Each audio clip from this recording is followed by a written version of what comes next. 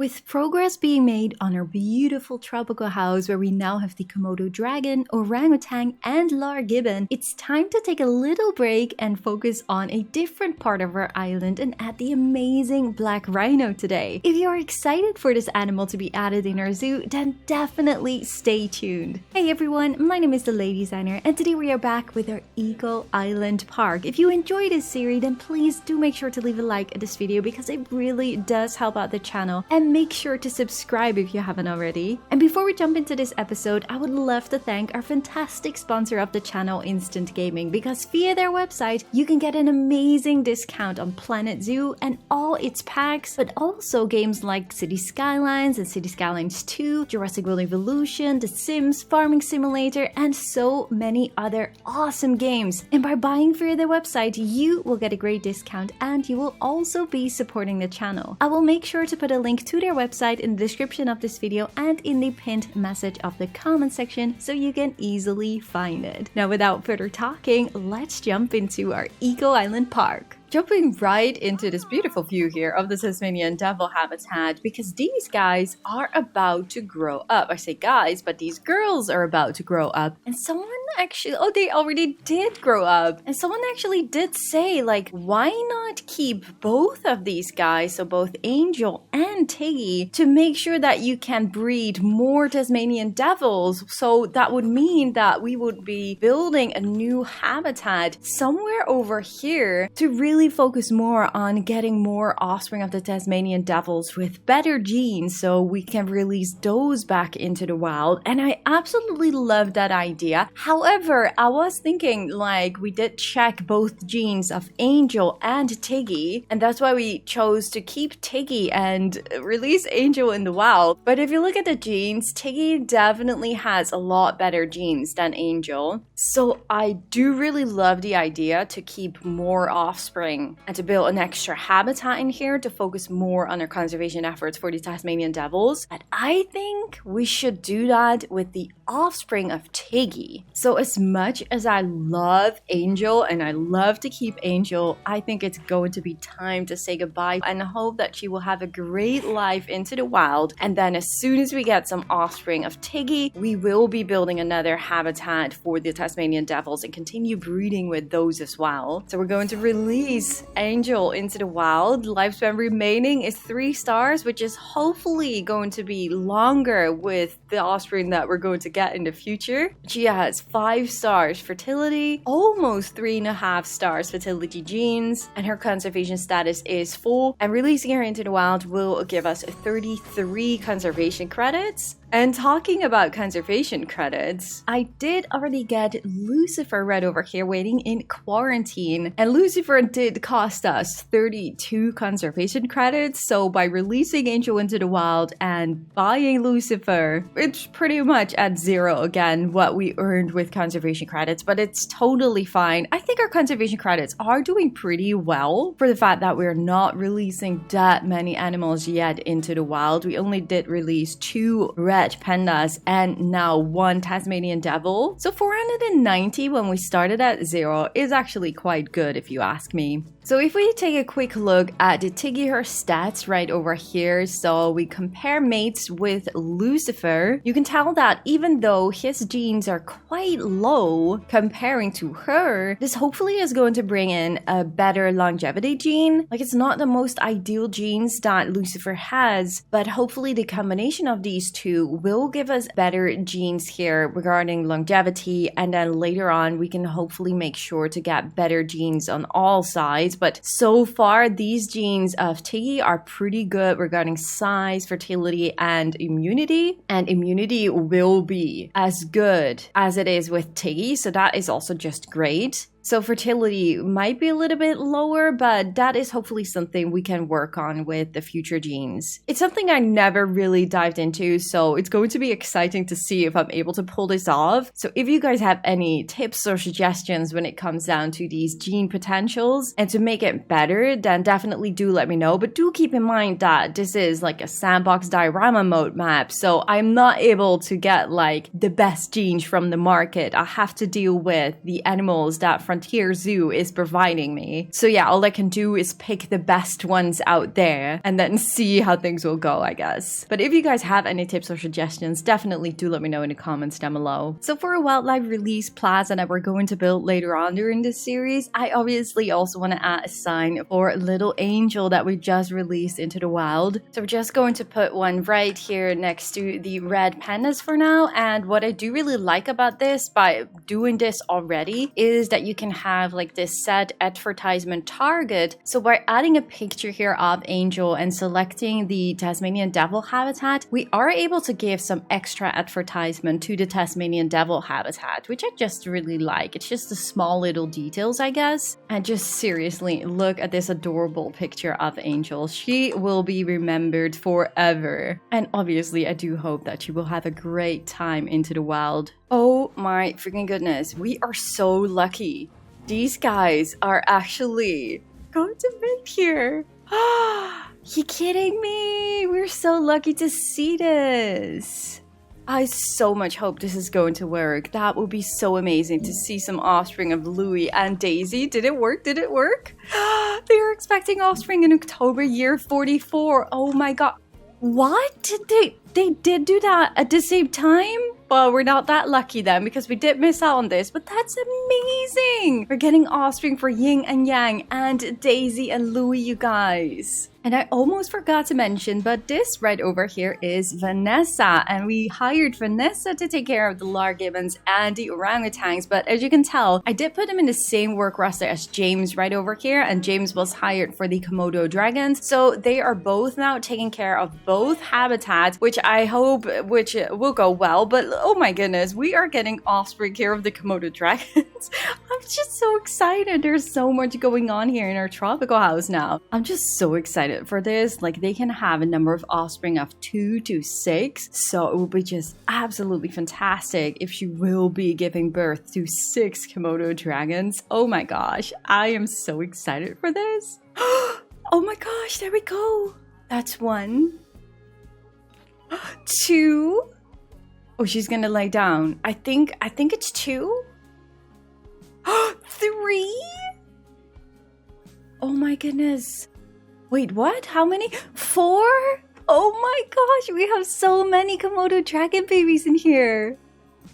Oh, I love this. Okay, she's on the move, so I think that's 4. Okay, let's have a look at them. So right over here, we have Alami, which is a baby girl, and her name means nature, and she's so gorgeous, isn't she?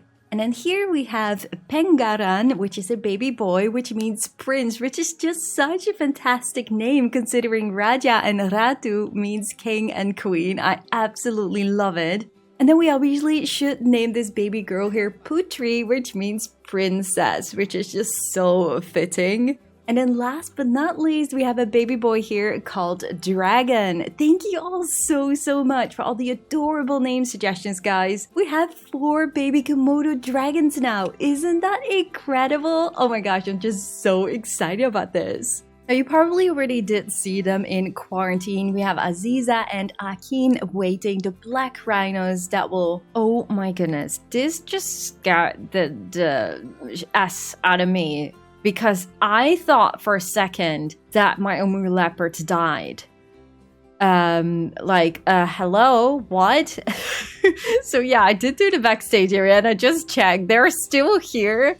Oh my gosh. I really was like, what is this? I don't recognize this. I don't understand. There's a guest right over here. Maybe it's a guest. Maybe they ain't a guest. I don't know. But yeah, okay, so we did do the same thing just to give more of an idea. Like, we have a backstage area. It did reduce a little bit of the space for the Amur Leopards, but just having this closed off nicely, it works so much better, I think. Yeah, okay, so there is a little bit of inclined rocks right over here, but it works still. So I just raised this one to make sure that it all would look a lot better, and it works super well.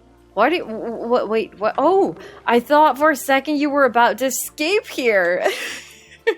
Gosh, these guys are so beautiful, aren't they? Oh, man. Oh, look at this. How close they are to the guests here with the viewing dome. Oh, that's just amazing. Where is the little one? We have Diego, Shira. Hi! Oh, you're so cute! Your mom is paying close attention to you, watching over you while you sleep. Isn't that adorable? Oh my gosh, that is so cute. It's probably an accident, but it looks so adorable when she is just watching over him. Amazing!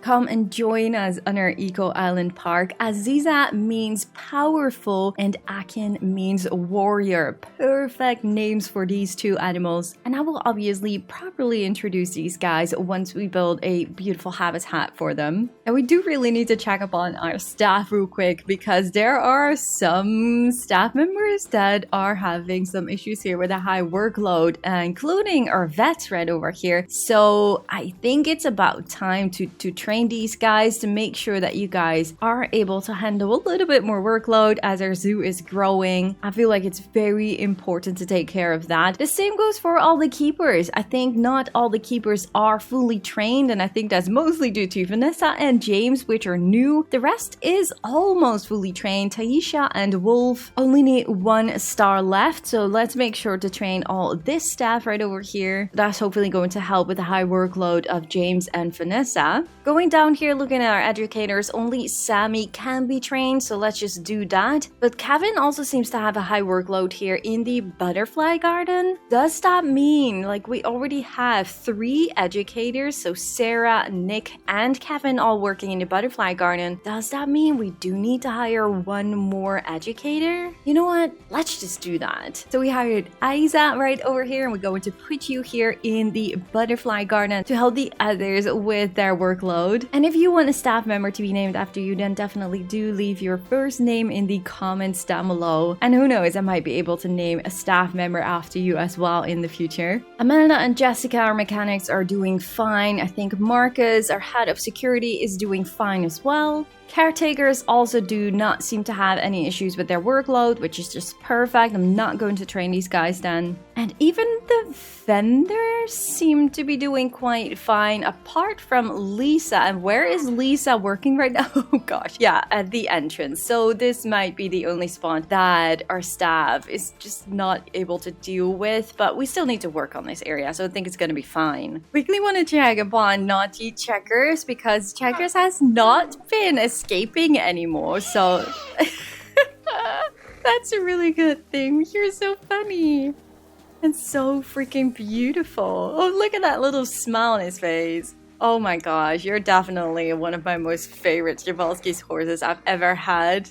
And we have Sunny right over here, and obviously Sunny is also such a precious Zavalski's horse. I love it that we have both Checkers and Sunny in our zoo right now. I actually don't even know if I want to release these guys into the wild. Like, we could potentially just keep these guys, and then the next offspring we should release in the wild. What do you guys think? How do you guys feel about that? Like, I don't know, Checkers has such a warm spot in my heart. So what do you guys think? Should we keep Checkers at least? Maybe release Sunny in the wild? I don't know. What do you guys think? Also, in the previous episode, we were checking the camera's heat map, and I was like, oh yeah, I think it's good. But we actually don't have any security cameras right over here, and that we should definitely do, because Marcus is obviously all by himself, which I don't know. I know some of you are like, well, you're not hiring any more security guards, and I'm like, no. I just want to see how long Marcus is able to do it all by himself, together with some security cameras. So I think it's just the best thing to just add a few security cameras all around here as well. So this is going to help Marcus at least to take care of security in our zoo.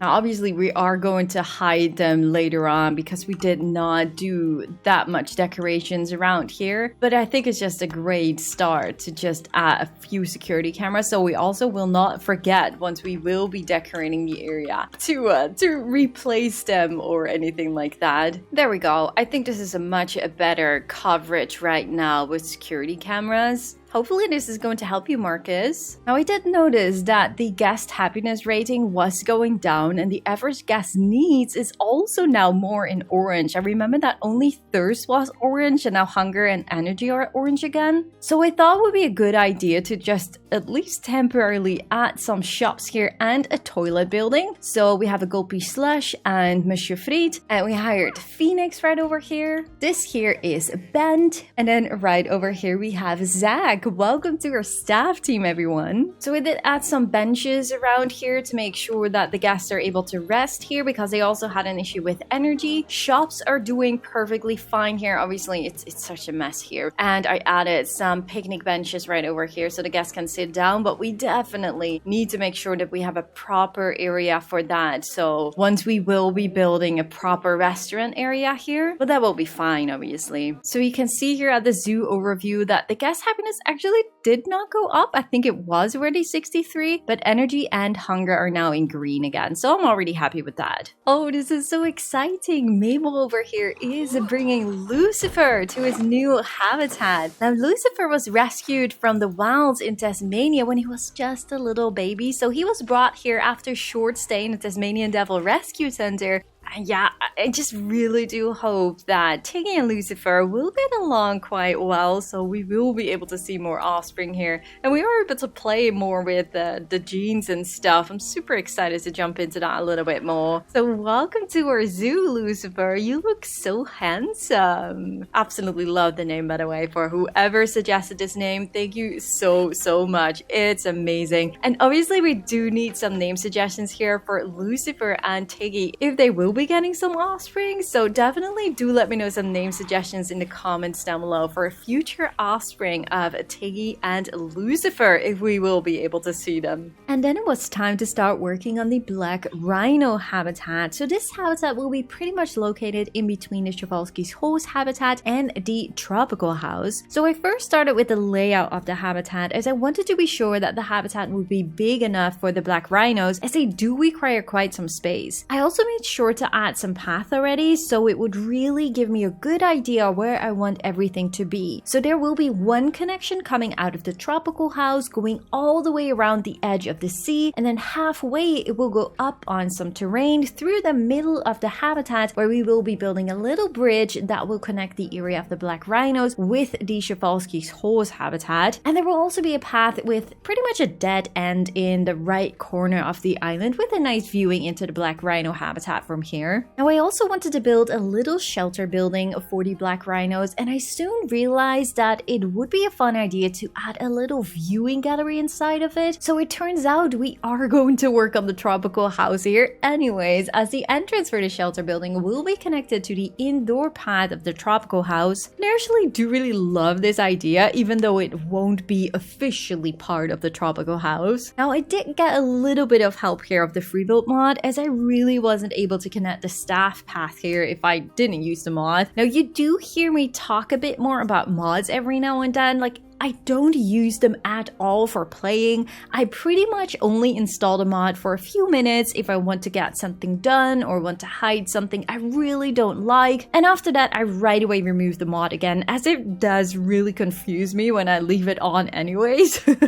Now, I do want to add another connection to the viewing platform here, but even with the free build mod, I just wasn't able to, but it is what it is, I guess. So for the shelter building, I wanted to use some more heavy fencing like you see a lot with rhinos and, for example, elephant habitats. So for this shelter building, I am using the fences that I created for my Indian elephant habitat in our tropical franchise mode series. I will make sure to upload these fences to the Steam Workshop so you can all download them and use them yourself if you want to. Now, as this building will be connected to the tropical house, I also wanted to work with round shapes here again. First, I thought I wanted to go for only a quarter round shape, but I later changed my mind and made it almost completely round, with then on one side the indoor viewing gallery for the guests to stand in. And for the colors of the interior, I was very much inspired of the white rhino habitat that we made in our tropical zoo as well, as I just really love that color scheme, giving the area a little bit of an African vibe, together with the cute tiles of the Africa pack on the walls to decorate them. Really do like how that is looking. So then it was time to work on the roof. Like, I wanted to make sure sure to also get some light from the ceiling, but yet I wanted to avoid using the same glass dome roof I've used for the tropical house, as this still is not officially part of the building, even though it will be connected. So in order to be able to use some glass panels, I did have to make the roof thinner in the middle because else it would just not look right. But we will still keep the more thicker roof on the outside of the roof so we can connect it nicely with the roof of the tropical house. Definitely not the most fun thing to do though, like filling up the whole roof and such, as it's taking so much time to do. But I'm pretty happy with the end result of the roof so far, and the outer circle of the roof did come in pretty handy to make all the connections to the roof of the tropical house to make everything look more smooth and clean and nicely connected together.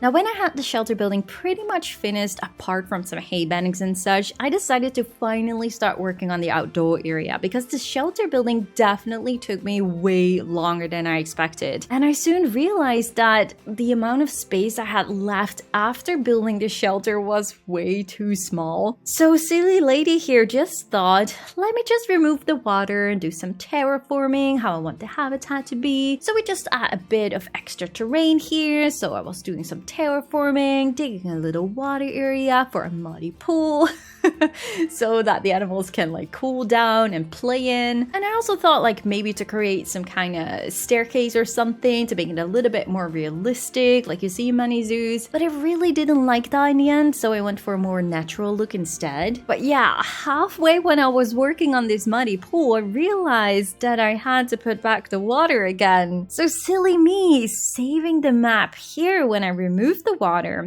going out of the game to install Freebuild mod again, coming back into the file to realize I wasn't able to put back the water. I seriously thought I was going crazy and almost freaking out. Like, did I really delete the water without making sure to have one save file including the water with everything that I built so far to be sure I could go back if needed? Oh my goodness, panic really started to creep up on me, and I really wasn't able to put back the water at the same water level, not even with mods turned on. So after trying a bunch of things for over an hour, I tried one last thing: moving the boat spawn point out of the water and removing the path that connected the spawn point to the island. Et voila! I was able, thank goodness, to put back the water again.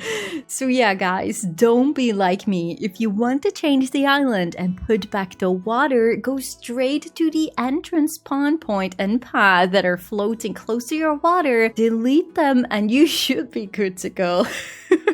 So oh my goodness, so much stress and panic, but luckily I was able to put back the water again. Oh my freaking gosh. So now I could finally continue working on the black rhino habitat, where we are moving on to the corner of the habitat that is pretty much connected to the sea. I thought it would be a cool idea to make this more of like a muddy and dry looking area of the island. So we are going to hide a lot of mud pools here a little bit more into the ground. And to make the surroundings look a little bit more matching and natural, I played a lot around with the savanna colored rocks and the tropical rocks. Now honestly, it's not ideal because the best thing would simply be if we could pick a terrain brush color with the color of the savanna rocks or like the mud, but that's unfortunately not the case. So we have to work with what we have. And in the end, when also adding some dry grass and such, I am pretty happy with how this whole area has turned out, like especially because it's just different from anything else that we have done so far in Planet Zoo. And obviously the black rhinos will be super happy when they can play around in all this mud in this area. So that's gonna be super exciting. Now I had my doubts pretty much the whole time when building this habitat if I wanted to use fences around here. And in the end, I only did use some metal fences, also from my tropical franchise mode series, to close off the habitat like in between the black rhinos and the sea. For this habitat, it didn't feel like we should be cheating here with the elephant grass, and I think it looks super nice like we did now with all these metal fences. And to make it a little bit more realistic, I did add like this electric fence in front of of it and lowered it almost entirely into the ground. So only the top of it is sticking out of the ground, just enough for a little warning when the black rhino comes too close to the fences, for example. Also, something I really love is using these water streams for the mud pools. I sometimes use the small streams as well for example, like a warthog habitat with a mud pool and such. But these streams here need to be a little bit bigger as the area is a lot wider. But I think they do have a double function here then, because surely the rhinos would also just love to play with them. I mean, seriously, it would be so cool if rhinos in-game would be playing with these water jets, right? Unfortunately, we have to use an imagination here a little bit for that, but the idea is super cool.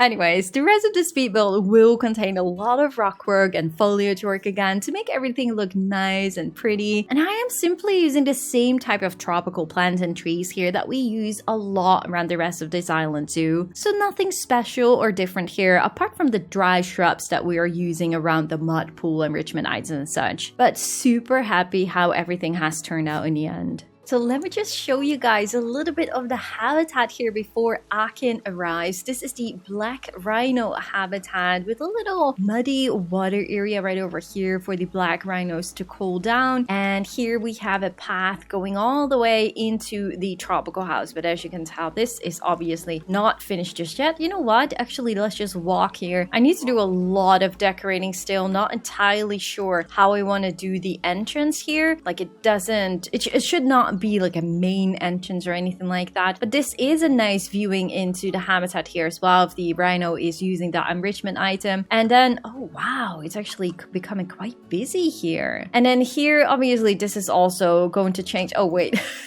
I actually have two donation boxes right over here. Because of the color, I wasn't quite sure how I wanted the colors to be, but this is obviously going to change still, so I want to close this off. Like this should be a doorway or something like that leading to this black rhino shelter area. So this is the area that the guests can see the black rhinos when they are inside. They can chill and relax here. Now this is actually a really good section to talk about. I don't know exactly, I don't know much about these backstage areas, so I have to use a little bit of my imagination and the things that I saw on TV and such. So I thought it would be cool to have an area here that would be safe for the staff. So the staff is able to stand here. They're able to do like training and such on this particular area. And like an easy way to get here if the black rhino, for example, would become super pissed or whatever. For safety measures, they can stand here safely. And then these pillars would make sure that the rhino is not able to walk through. It might not work exactly. And I'm not sure if a baby would be able to walk through here, so we might need to tweak this a little bit. Hello, gorgeous. Going to put the light torch on here just to have some extra light in here. Oh, wow. You're so pretty. So, ladies and gentlemen, this right over here is Akin, and Akin was found injured in South Africa. After a failed poaching attempt, he was rescued by wildlife experts and they brought him to a rehabilitation center before he was brought to our Eco Island Park. He's a gentle and cautious giant, but very curious, as you can tell, to everything that happens around him and just super excited to explore his new habitat. Look at him run all the way to this muddy, dry area. I really do love this area, by the way. I don't know, it's pretty cool. We still need to do decorations here on the outside, on the edges and stuff. Let me just show you guys from here, because this is where the guests will stand. I still don't know if I want to add some extra fences here. It would be a lot safer to do so. But yet again, I also just really love the real natural vibe right over here in between the guests and the black rhinos as well. There's a beautiful view here, which I really don't want to ruin too much. This is a more drier area, so there are not that many plants and stuff growing. So yeah, I do think it's a very beautiful area where the black rhinos can really their heart out by rolling in the mud and stuff. I cannot wait to see that happen, by the way. That will be just so amazing. Look at Akin here. He's probably tired from all the running and the excitement being brought here in his habitat for the first time. Oh yes, and there's a little bridge right over here. And you can see the guest here already looking into the habitat. We could use a little bit extra foliage here as well. At some point I did run out of money, so I had to be careful there. And yeah, this is the connection here of the Przewalski's Horse. So there will be like this educational center here for the Przewalski's Horse still. And then the guests can walk all the way up right over here and then look into the habitat of the black rhinos from all sides. So let's see if Aziza is already on her way. Oh my goodness, there she is, Aziza. Welcome to our zoo, beauty. I hope you're doing well. So Aziza right over here faced a very heartbreaking loss of her family due to poaching when she was very young. So she was discovered by wildlife experts who brought her into safety until she was old enough to be brought here to our Eco Island Park to hopefully enjoy the rest of her life. Now, despite her history, she is a very calm and relaxed rhino. She's very cautious when exploring new things, but when she does feel comfortable, she can be very, very playful. So the black rhino is critically endangered, with actually several of its subspecies already being extinct because of poaching, which in this case means people hunt them illegally for their horns. Like the demand for rhino horns in some cultures to, for example, make medicine has led to a significant decrease in their population, but also things like their natural habitat being in a war zone, as well as the lack of legislation and law enforcement to protect these animals, which means that there are now only 3,150 black rhinos left in the wild, making it super important to protect these guys. And hopefully with our conservation efforts here in our Eco Island Park, we are able to increase these numbers in the wild with Akin and Aziza. That would be just super amazing. So we hired the lovely Dani right over here to take care of our black rhinos. Welcome to our staff team, Dani. Oh my goodness, Akin, you're so dirty. It has not been playing in the mud pools yet though, so I'm not entirely sure if he will. But look how gorgeous he looks. I don't know what it is, but that mud just looks so good on him for some reason. Like he blends in super nicely with the surroundings or something. I don't know, but it does look like he's happy so far. So hopefully he and Aziza will get along quite well, so they are able to make some baby rhinos. Just look at that friendly face here. Isn't he gorgeous? So I've been waiting quite some time now to hopefully see the black rhinos actually rolling in the mud or anything like that. I started out a little bit if they are able to do that. Can you guys let me know in the comments down below? Like, am I waiting for nothing? Like, maybe it's just them walking through these mud pools and not interacting with them that much. I really have no idea. But yeah, obviously do let me know in the comments down below what you guys all think of this black rhino habitat, and also what you in general thought of this episode. And of course, do not forget to leave some name suggestions for the Lar Gibbons and the orangutan babies that we're going to see in the next episode. It's going to be so exciting. And also for hopefully future offspring of our black rhinos that will be just so fantastic. Black rhino babies are the cutest, so I really do hope it's going to work. Leave a like at this video if you enjoyed it, and subscribe of course if you haven't already. And yeah, I just really do hope to see you guys on the next one. Thank you guys so much for watching. Bye guys!